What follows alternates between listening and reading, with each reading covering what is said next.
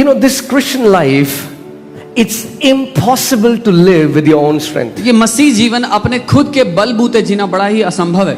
It's not difficult, मुश्किल नहीं है, it's impossible. असंभव है. You cannot live and walk this walk with your own strength. ये जो यात्रा है, इसको चलना, इसको जीना अपने बल से असंभव है. And Jesus knows this. और यीशु को ये पता है. And that's why he says you need a helper. इसीलिए वो कहता है तुम्हें एक सहायक चाहिए. You cannot do this on your own. आप अपने आप से ये नहीं कर सके. You need a helper. एक सहायक चाहिए.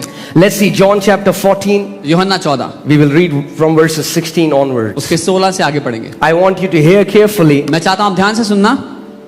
Amen. Amen.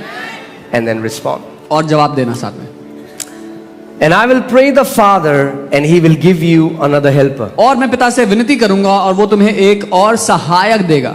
That he may abide with you forever. कि वो सर्वदा तुम्हारे साथ बना रहे. Not that he would abide with you for a season. ये नहीं कि एक समय के लिए, एक मौसम के लिए रहे. Abide with you forever. आपके साथ सदा के लिए रहे. Now, do you know what forever means in आपको Hebrew? पता है सदा का मतलब क्या होता है इब्रानी भाषा में? But you don't know what forever means in Greek. नहीं, यूनानी में क्या उसका अर्थ है आपको नहीं पता. Okay. Wow, you guys are learning. सीख रहे हैं हम लोग. Forever in Hebrew, in English, in Hindi, in any language means forever.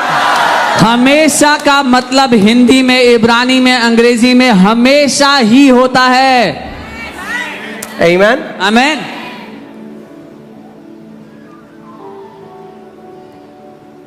The Spirit of truth, वो सत्य का आत्मा, whom the world cannot receive. जिसको दुनिया पा नहीं सकता. I want you to pay attention here. The world cannot receive the Holy Spirit. मैं आपको बताना चाहता हूं, ध्यान दीजिए. दुनिया के लोग पवित्र आत्मा को ग्रहण नहीं कर सकते.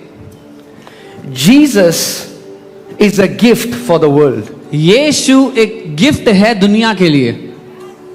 Are you guys with me? मेरे साथ हो. For God so loved the world that he Permission. gave his son. परमेश्वर ने दुनिया से ऐसा प्रेम किया कि अपना बेटा दे दिया. So Jesus is gift for the world. So यीशु गिफ्ट है दुनिया के लिए. But Holy Spirit लेकिन पवित्र आत्मा is the gift for sons and daughters. Gift है बेटों और बेटियों के लिए. World cannot receive Holy Spirit. दुनिया पवित्र आत्मा को ले नहीं पा नहीं सकती. It is the promise of the Father. ये पिता की प्रतिज्ञा है, उसका वादा है. Amen. That means इसका मतलब if you want to receive the Holy Spirit, अगर आप पवित्र आत्मा को पाना चाहते हो, you have to receive Jesus first. आपको पहले यीशु को लेना You है. have to get born again. पहले नया जन्म पाना है. And Jesus is saying और यीशु कह रहे हैं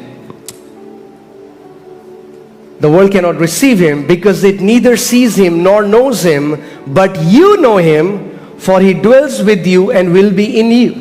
दुनिया उसको ग्रहण नहीं कर सकती क्योंकि वो ना उसको देखती है ना जानती है, लेकिन तुम उसको जानते हो क्योंकि वो तुम्हारे साथ रहता है और तुम में होगा. Now Jesus was talking to disciples. यीशु चेलों से बात कर रहे थे. And Jesus is saying Holy Spirit is with you.